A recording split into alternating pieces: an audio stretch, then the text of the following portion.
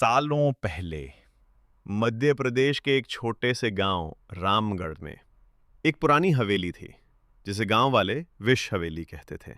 कहते हैं वहां एक विशाकिनी रहती थी, एक खतरनाक तांत्रिकिन जो जिंदा रहते जहर से लोगों का जीवन छीन लेती थी।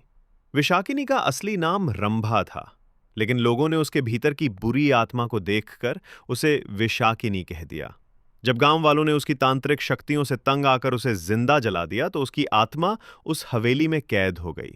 मरने से पहले उसने कहा था, कई सालों तक हवेली वीरान रही।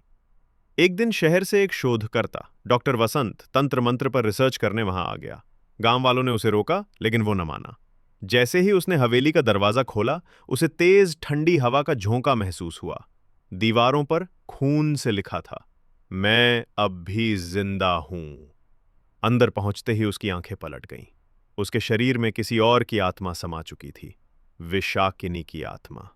अब डॉक्टर वसंत का शरीर वही था, लेकिन आवाज विशाकिनी की। वो हवा में उड़ती, जहर उगलती और रात को गांव की औरतों को अपने जैसी बनाने की कोशिश करती। गांव में रात को कोई नहीं निकलता। कहते हैं क्योंकि अगली कहानी में विशाकिनी अब सिर्फ आत्मा नहीं, बल्कि एक श्राप बनकर लौटेगी। तैयार रहिए, पार्ट 2 आने वाला है।